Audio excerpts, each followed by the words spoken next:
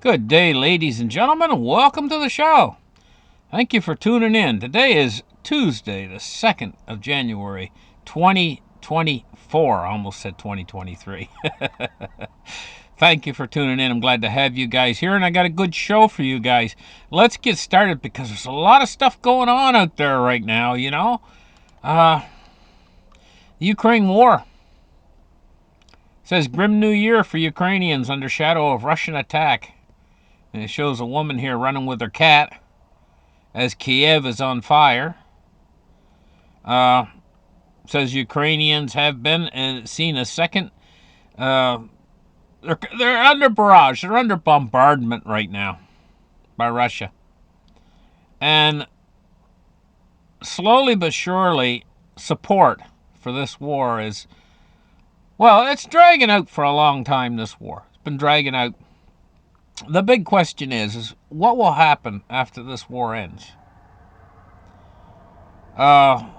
Will Russia eye other countries? We're going to have to wait and see what happens after this war ends. But let's get on to other news. Right now, this is occurring in New York area, on Roosevelt Island. It's causing power outages. There's explosions going on. Now, I'm going to tell you, there was an event that happened on the border where some guy ran into a pylon or something a month or two ago, and the news media out there immediately got on there and they said terrorist and stuff, And then later it was proven it was just a guy who had a tragic accident. All right? But what's going on here? What is this? Small explosions causing power outages in Roosevelt Island.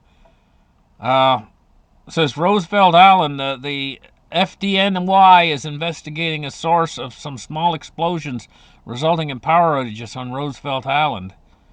See, whenever you get something like this, you have to wonder, because of the world geopolitical scene, you have to wonder, hey, what is this? What's going on? Could this be something, or is this just something that's just normal that's occurring, or what, It says residents here said that they were jolted awake by loud noises and felt their buildings shaking here. And they're responding to it right now, and I guess nobody really knows just exactly what this is and what they're dealing with right now, other than there's power outages and explosions going on. Now, in further news, in Japan, a airliner were coming in, and they had, condolences goes out to the five Coast Guard killed on a plane crash in Japan. I guess there was a big earthquake in Japan, and they were able to somehow, and this plane was on fire when it landed, and somehow they were able to get 367 passengers and 12 crew on board the Japan Airlines passenger plane. They were able to get them to evacuate in time with the plane on fire. This is incredibly fortunate that 367 passengers were able to get out and look at the plane after. Now, here's a fireman standing around the plane after, and we can see the plane is just totally disintegrated and burnt. Very, very fortunate, able to get those people out on time. And, Japan has had a couple misfortunate events in the last few days. Right here, Japan is just getting through a deadly earthquake. A lot of them have to come out of their buildings and sit on the street and stuff because the ground is cracking underneath them. Very, very serious indeed. Now, this is possibly one of the bigger stories out there, and this has very serious implications. And a lot of people are probably missing it because there's just so much happening. I mean, we're being deluged with stuff like the Japanese earthquake. They experience a 7.7 on the Richter scale. Shakes our building, houses down, and everything. And people are being so saturated with news now, one thing breaking after another, that nobody even pays much attention. Within 24 hours, the story becomes a backstory. now it's like we're being so saturated, so bombarded with this big news that now we're becoming jaded to it, and we just kind of, because the Japanese earthquake, I mean, it's not the big stories right now, but this is a big story as far as I'm concerned right here, that Iran is deploying a warship to the Red Sea. And I consider the Japanese earthquake a big story too, but this is also a big story. And some of these stories are not getting noticed because we're being so bombarded with stories. But here, what do you think's going to happen here? Do you know how the small area that is in the Red Sea there? That it's not like a big ocean or anything. It's more like a canal that runs from the Suez Canal down to, in fact, they call it the Suez Canal. It runs into the Red Sea, and the Red Sea dumps into the. It's not a real big body of water, and Iran is putting their ship in there, their warship in there, in that little body of water, that little pond, next to all of the big American warships and this big fleet that they got in there to protect shipping. So they're going to be rubbing shoulders together. Ships, warships, rubbing shoulders together in the same little tight body of water. Now, how's that going to go over? I'm just wondering here. I'm just asking questions. How's that going to go over? And could that one little accident, you got an Iranian ship strolling around in the Red Sea amidst the United States' fleets in there, and Great Britain's fleets and everybody else's fleets in there. You know, one little accident, and the next thing you know, boom, boom, boom, bang, bang, bang. And maybe a ship is being sunk. Because the Abaraz warship has entered the Bab el-Mandeb Strait. That's that little strait, a little hole that goes into the Red Sea that allows the ships to pass past Yemen. It's come in there too. It says Iran's Albaraz warship has entered the Red Sea through the strategic Bab el-Mandeb Strait. Iran's news agency has reported, in a time of heightened tensions over a global import waterway. This is a destroyer. It's an Iranian destroyer entering in with the same waters, the same bathtub, basically, as the American destroyers are in. That's a recipe for disaster right there. Okay. Now, China wants to have the people of Taiwan promote a peaceful reunification between China and Taiwan. They're having elections there right now in Taiwan. And there's two people on the thing being what they're going to vote for. There's a couple people there. One side is favorable toward American policies, and the other side is kind of lean towards China and China policies. China's waiting to see what's going to happen. Is our guy going to get in? That's what they're like right now. When the vote's taken, is our guy going to get in? Because if our guy gets in, maybe we're going to wait and see first. China's like, we're going to wait and see what happens. We're going to wait and see if our guy gets in. Okay, so here it is right here. The last Taiwan poll shows U.S. friendly guy getting in. Well, I don't think that's their guy. That's the other guy. It says he's set for an election win. The other guy, the U.S. friendly guy. And this means a lot. It says, though, that voter sentiment could still change ahead of the January 13th election. January 13th, I guess, they're going to vote on all this. It says Taiwan's final election poll put the ruling party on track to win a record third straight term in power. Okay, so A lot riding on this for China.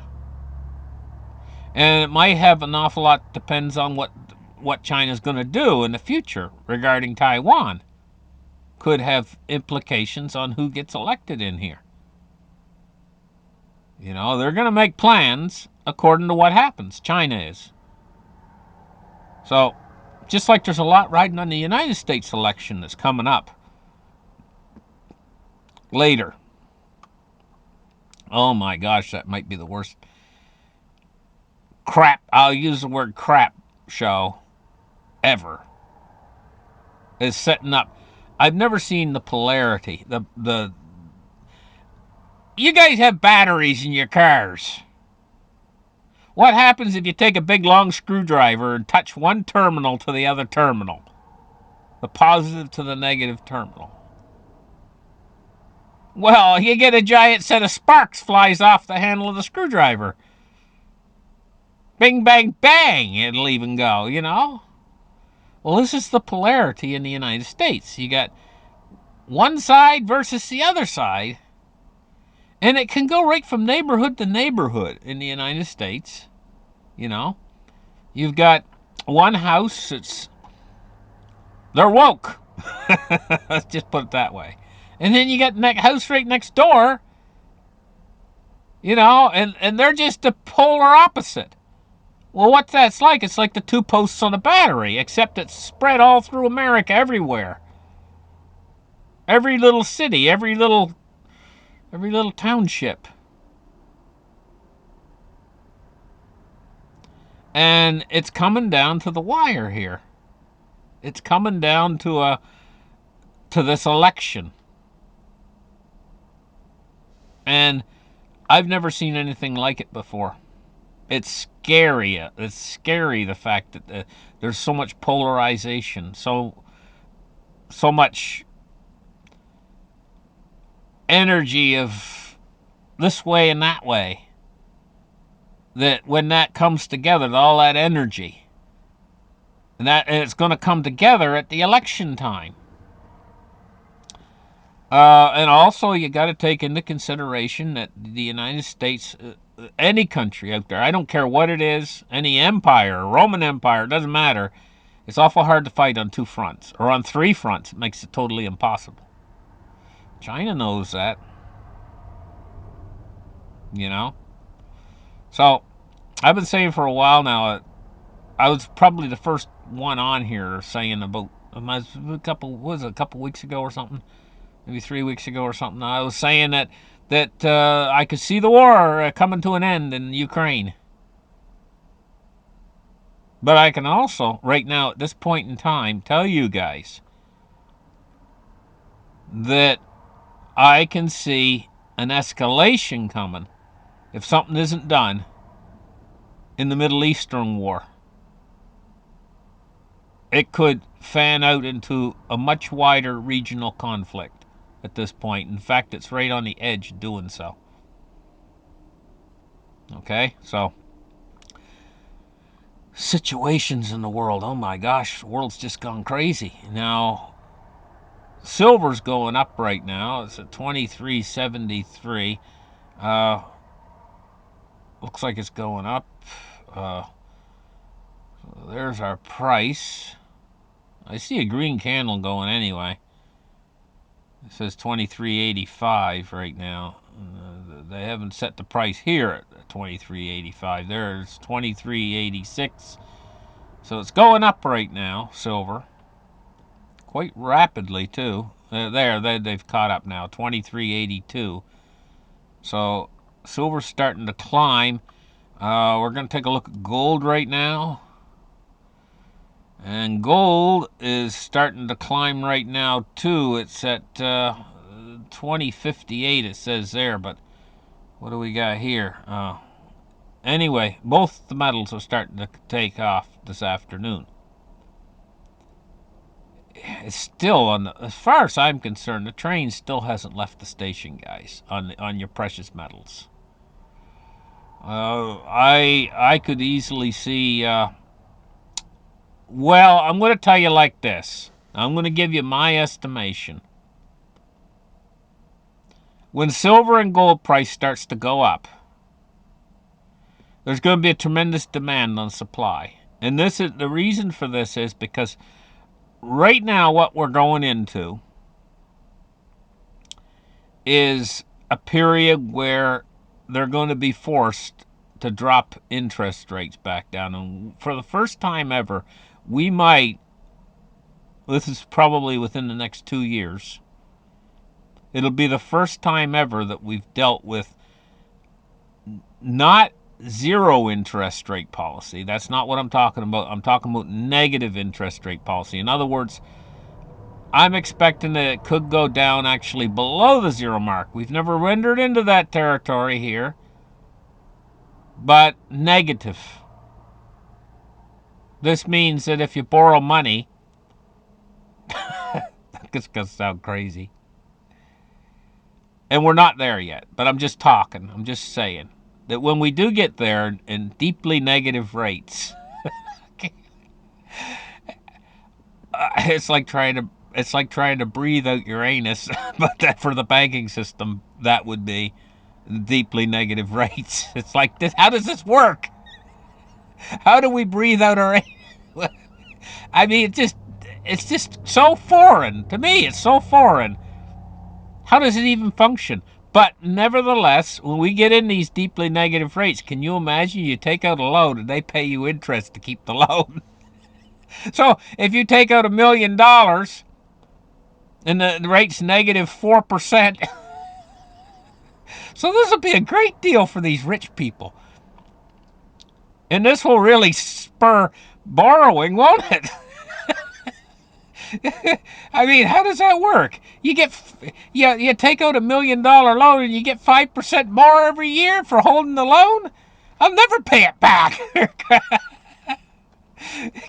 Just borrow more. The more you got, the more you borrow, the more you make. Well, I don't know who's going to be in on that deal, but somehow I think the people are going to get screwed out of it. Somehow I think it's going to be for the elite few. Crazy. This is just going crazy. 266 for gold right now. Now, crypto's on its way to the moon right now. It's really gone up. It's taken a shot to the big side, the Bitcoin. It's over $45,000. 45,097, which is very good. I mean, crypto.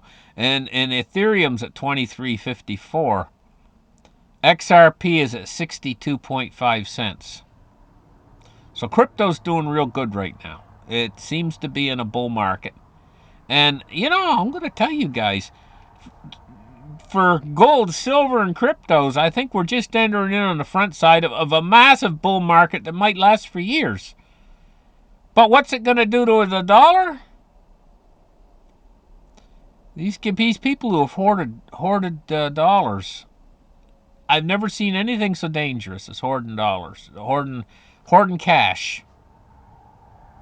There are people out there who takes $1 million cash and stuffs it in a safe someplace. There are these people out there, and it might be the biggest mistake they've made if that's their life savings or whatever. And so dangerous. It's so dangerous right now to do that, because they are slowly but surely going to destroy the dollar and destroy its purchasing power. And you could take a massive haircut. You could lose it all. You say, well, Glenn, how could you lose it all? Well, they bring out the CBDC. Okay? And as soon as they do that, they're going to say, hey, you've got a limited amount of time, turn in your money, turn in your cash. And the bank accounts will just transfer it all instantaneously. So if you got an account in the bank with, say, $100,000 in it, now you got $100,000 in CBDC in the bank. They'll just convert it immediately. But for people who have cash, they'll probably give you maybe 3 months or something. Bring in your cash, get it exchanged. So you got this, say that guy has got that a safe with $1 million in it out there someplace in cash. And they do that. They say, okay, you're not allowed to use them for spending anymore. Now we're all on CBDCs. All the stores, they only take CBDCs. Nobody takes cash anymore. You go to your Walmart, no, we can't take cash. We only take CBDCs now. Imagine a world like that. And they could shift into this really quick. Okay, so So what happens is you got your $1 million in the safe and you decide to convert it. Well, they're gonna say, "Where did you get $1 million cash?" And they're gonna leave the illness on you to show where every single dollar came from before they'll convert it over to CBDC. And then once they convert it over to CBDC, you can't spend any of that money unless they know where everything is spent. So they're getting their hooks on the financial system with a CBDC. And this could come suddenly. But not only that, I mean, there's a lot more. Is they're going to destroy the very purchasing power of these currencies as well. And it doesn't really matter with the CBDC so much if they destroy the purchasing power of the dollar, because once all the cash is gone, they've scooped it all up and got rid of it. And once all that's out there is CBDC and CBDC dollar, that's all that's out there,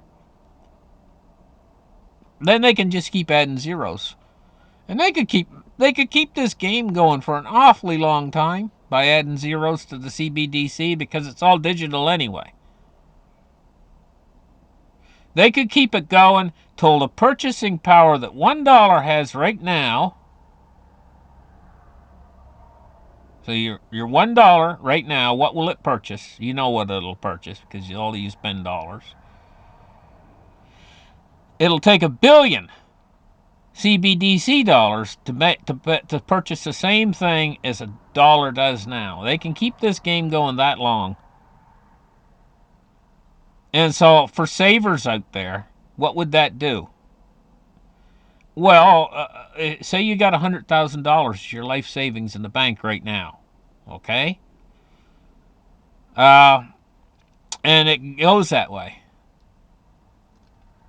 Well, say the bank's across town, the other side of town, and you decide, hey, it happens. The dollar becomes almost valueless. It might cost you more in gas to drive across town to get that 100,000 out of the bank. If you wait like 3 or 4 years from now until the hyperinflation hits, it might cost you more money to drive across town to withdraw that money than the money's worth. Just to drive across town costs you more than 100,000. That's how bad hyperinflation can get. And I know it's hard to get your head around that. It's hard to understand that the dollar could become that valueless. But think of what you could buy with 100,000 in gold and silver right now. Now picture this. Say you went out and bought gold and silver with that 100,000 and put it away for yourself for those 3 or 4 years. And by the time that time's done, that 100,000 will be worth nothing. But what would your gold and silver be worth? Maybe a hell of a damn sight more than they are now, even in their purchasing power. So which bus do you want to get on? Do you want to get on the bus that's going to drive over the cliff and burn? Or do you want to be on the bus that's going to drive into luxury and, this is what you're deciding right now with your money. You're voting with your money. Which we're in. And, this stuff's going to continue. But they do have their pluses and negatives. Bitcoin needs the internet. Gold and silver doesn't need the internet. Gold and silver is going to thrive without the internet. And cryptocurrency has to have the internet to thrive. So there's a dependency there on which way this thing goes. Are we going to have consistent internet 2 or 3 years from now, or are we going to be living in a world where the internet's down 3/4 of the time for 3/4 of the people? So you're betting right now on which you buy, whether you buy gold, silver. I say get them all. Get some of them all. Don't just be stuck on one thing. Cover your bases. But if this thing wins, if Bitcoin and cryptos win, you're not going to need an awful lot of Bitcoin. It could go to amazingly high highs. But it's like I say, it's dependent on the internet, Now, Dow Jones right now is down 3.61 points, which is basically nothing, practically, at 37,685. And taking a look at our crude oil today is at 71.78. it's up 13 cents. It would be disastrous for the economy, you guys know. But crude oil, if this comes unhinged and goes to the upside too far, it'll be absolutely disastrous for the economy right now, because we're on the verge of inflation, and that would really drive the inflation back to an amazingly powerful driver. And that's what would happen if this war in the Middle East were to expand into a regional war. Not just the Red Sea would get cut off, but the Persian Gulf would probably get cut off as well. And you want to talk about your gas shortages? The 1970s was nothing compared to what that would be like. And it would be disastrous for the United States economy. Now, bonds and rates today, we're seeing climbing yields. We're looking at the 10-year. It's up 6.9 basis point, no, 7.1 basis points at 3.9. And the U.S. 30 years at 4.07, and it's up 5.7 basis points on the day. And finishing off with the dollar index, dollar's at 102.19, and it's been climbing today. So the dollar's up. It's an interesting day because we got gold and silver climbing and the dollar climbing as well. And typically that doesn't work that way. Generally they're not correlated. Generally you get gold and silver going up, dollar down generally, but now today is one of those days. Thank you guys for tuning into my show.